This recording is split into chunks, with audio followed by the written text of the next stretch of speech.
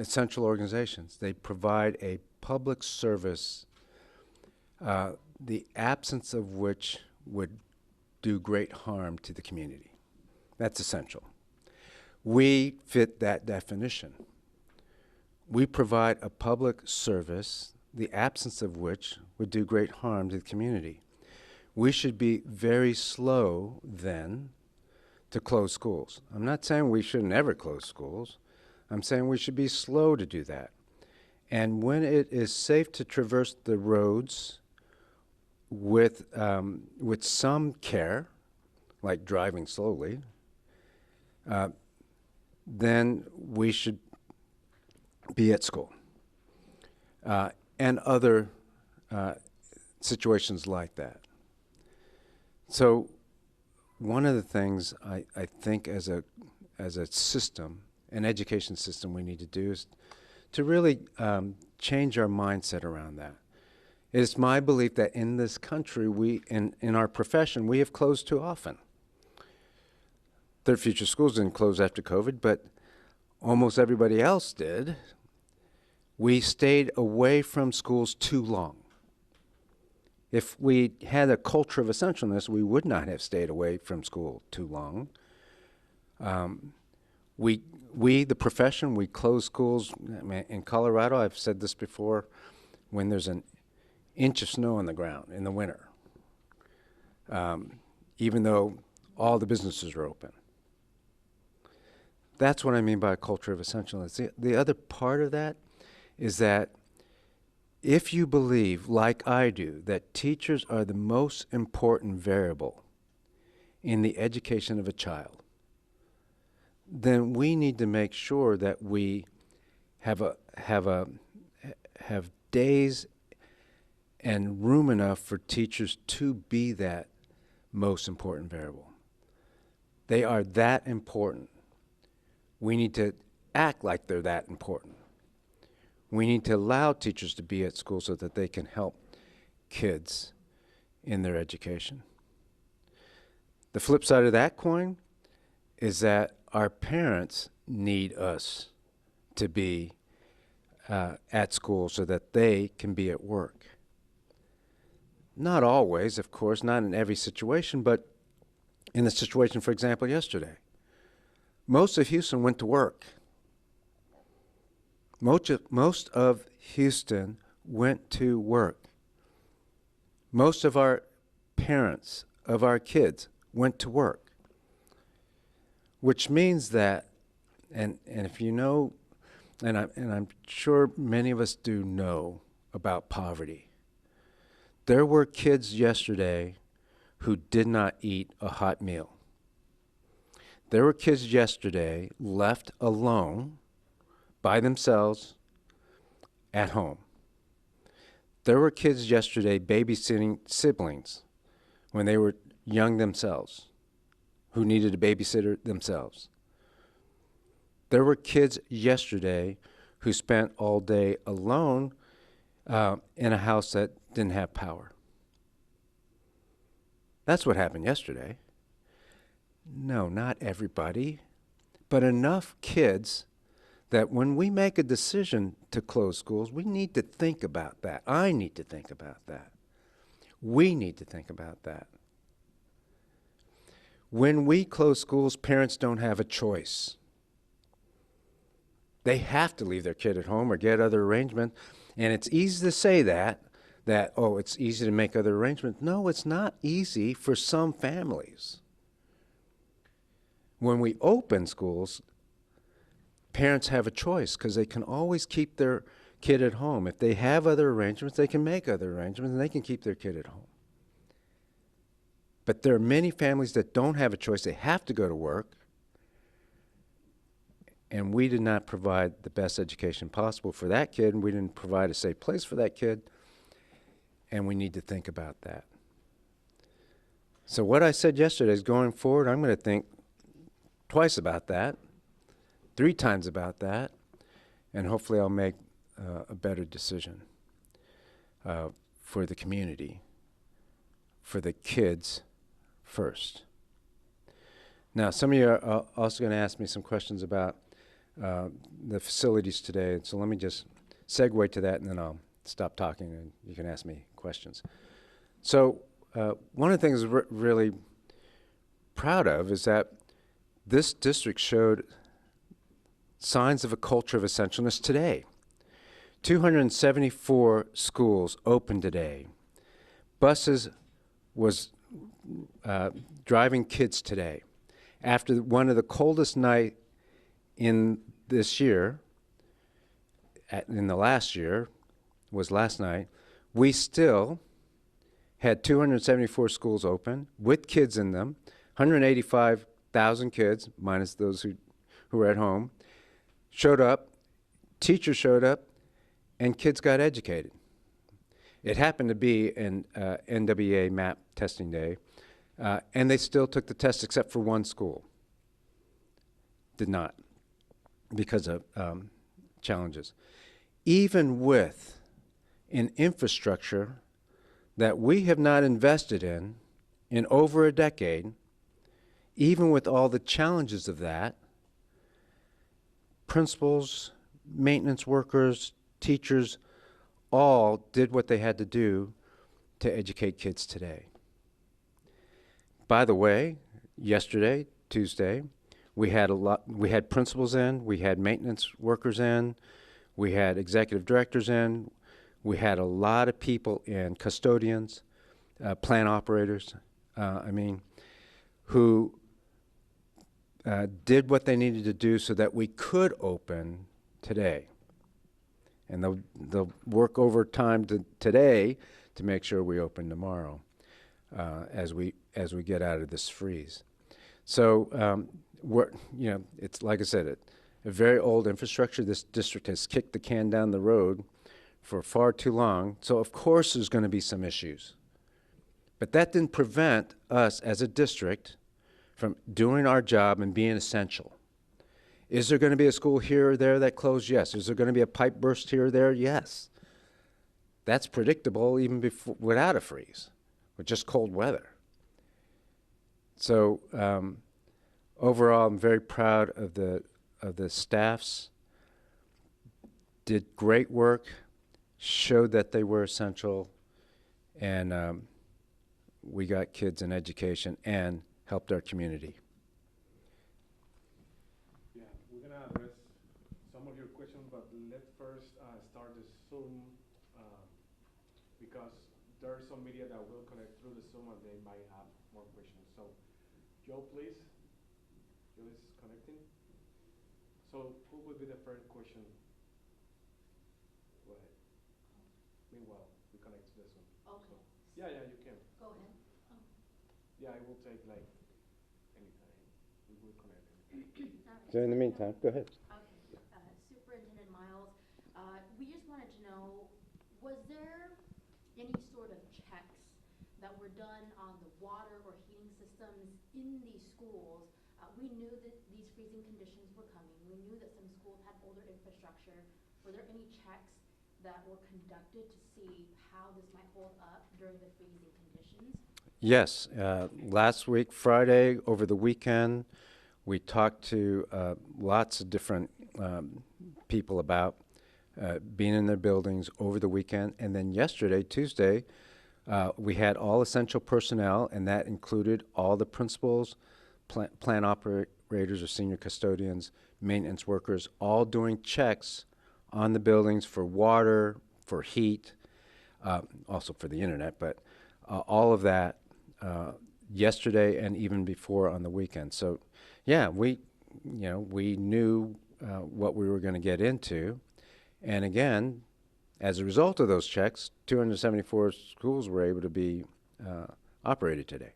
Was there any thought process when you found out that schools didn't have water or pipes were burst to maybe not let those kids come to school that day and maybe turn it virtual? So throughout the morning, we had several meetings. I was on the phone with our senior executive directors of support, with the division soups, and I was getting updates all the time.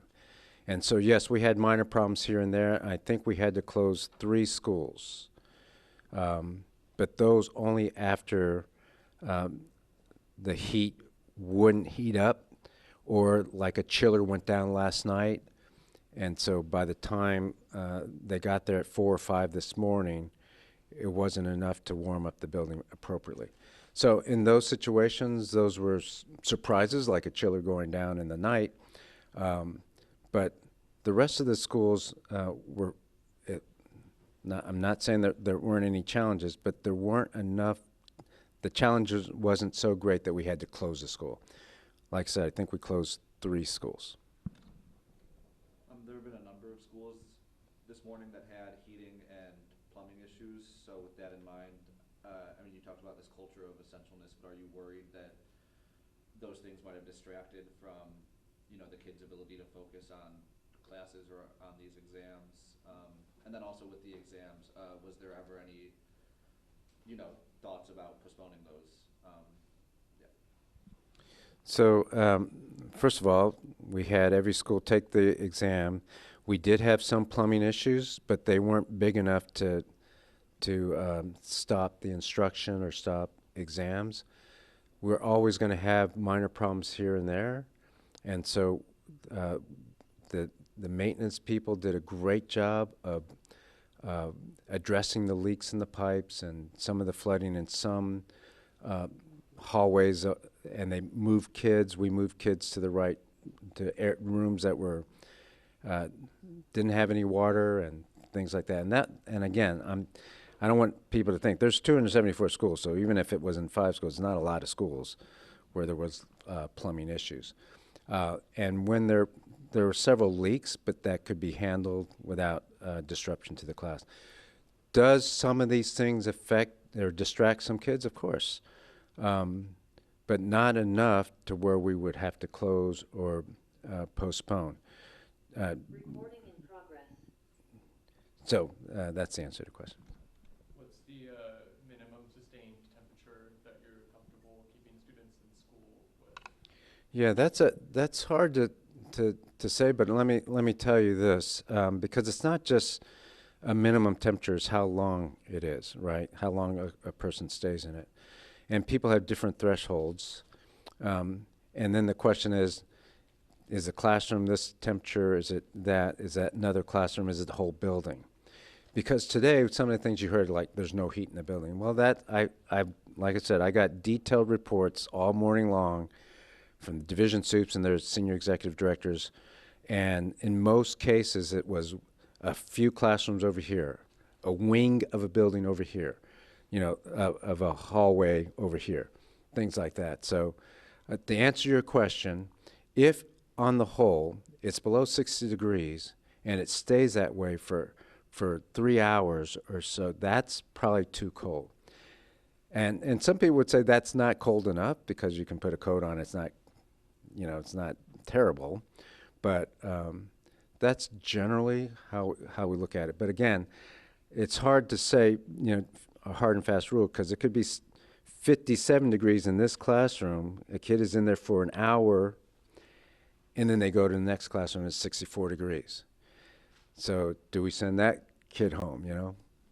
I even wonder if sanitary, there's been posts Yeah, I'll come circulating back to you. about using porta potties, not having access to water. How sanitary is that, and how do you guys address those issues when they come? There were only a couple cases, if I know correctly, where they had porta potties, and part of that had nothing to do with the cold. For example, at Cook Elementary School, if I'm not mistaken, the city was already working on a water pipe or something, so we already had the porta potties there. It had nothing to do with today, and every school had access to water. Some schools did not have access to hot water. And so I don't think there was a safety issue. In fact, we asked that question several times this morning. Are any schools unsafe for kids? Are any schools not going to be able to provide lunch? There was a couple of schools where water was turned off because of a pipe. They brought water in for lunch. We have a follow-up question from Dominic and then a question from Margaret. So you mentioned earlier how it's very important to you that schools stay open so that parents have the choice, especially if they, you know, have basic needs Yeah, and especially on a day like yesterday or a day like today. And that sometimes that will outweigh the advice of, you know, emergency management personnel saying don't drive on the roads right now. Should teachers also have the choice to remain at home without facing discipline on those days if there is that advice to stay off the roads? No, we'll make a decision based on the schools, but also in collaboration with other departments, just like it did this time. But you know, we have a job to do that may not have all the same criteria as some other group. And if we make a decision as a district to stay open, teachers will be expected to be at work, drive slowly, leave early. Superintendent, have you had a discussion today following your remarks about regretting keeping closing the schools? Have you had a discussion with the mayor about it, or do you anticipate discussing? No, I think the mayor and I had a couple conversations prior to yesterday, or prior to today, I mean, or prior to yesterday, rather, Right. when we. He wanted you to close the schools. Yeah, I thought, I appreciate his advice. He has a hard job too, and he has a bigger area than I have, and he has to make a decision for his employees and the people that work for the city, and also have to, pay attention to all kinds of things that I don't have to pay attention to. He has that many different departments, so I think he made a decision for the city. I think he gave me good advice, the advice that he offered, I appreciate. At the same time,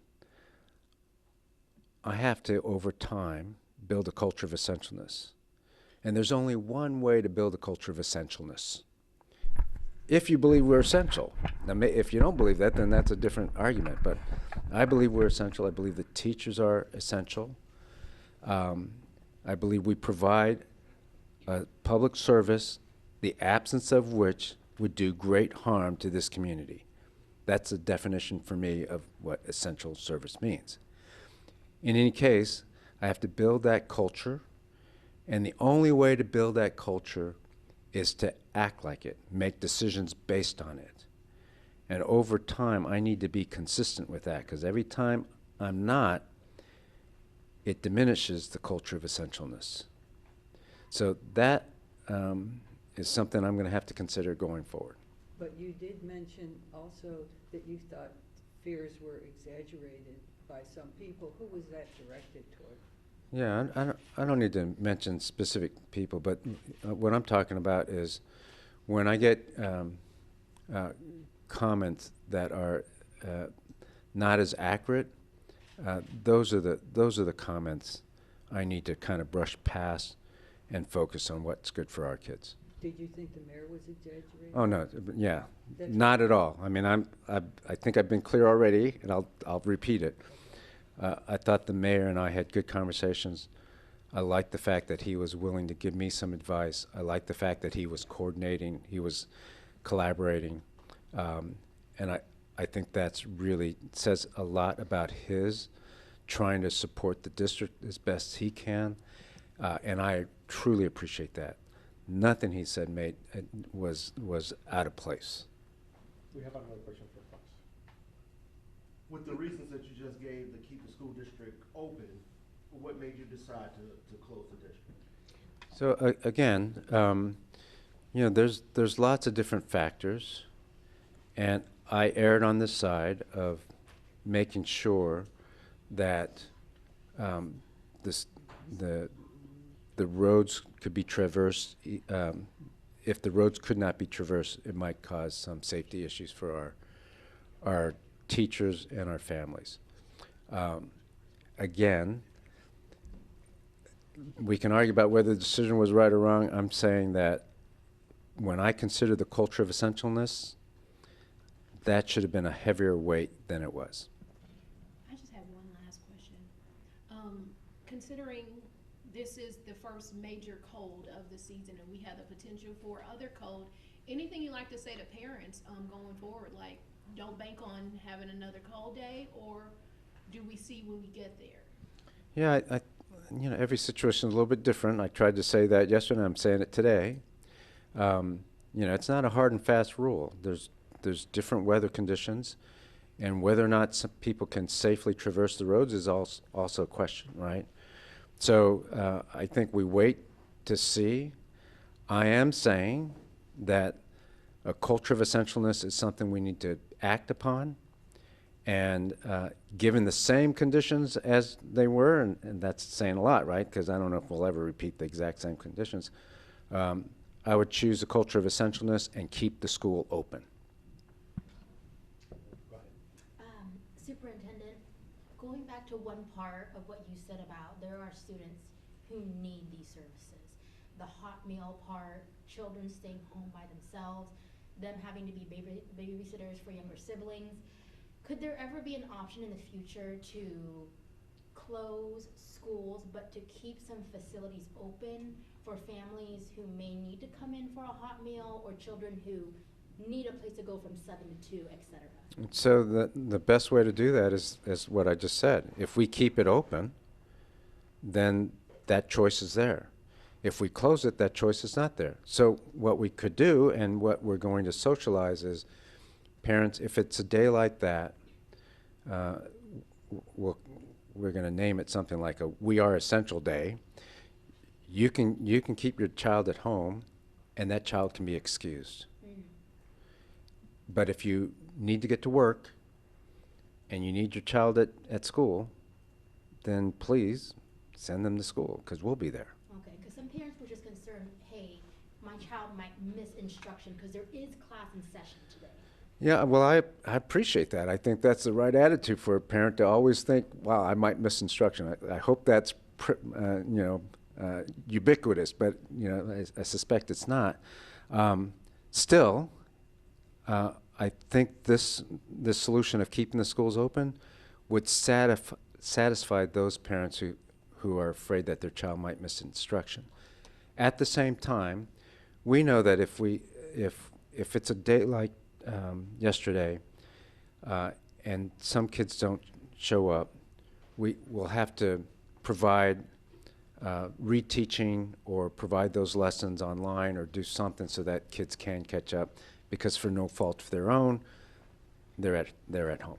That was a great question, because the first thing that came to my mind was the sunrise centers. So if it's a situation like yesterday where even if you are open, you're going to have a lot of kids miss school, that's disruptive because of all the relearning you mentioned. Mm-hmm. And the really important basic need that you're communicating is, a meal, a place to stay warm.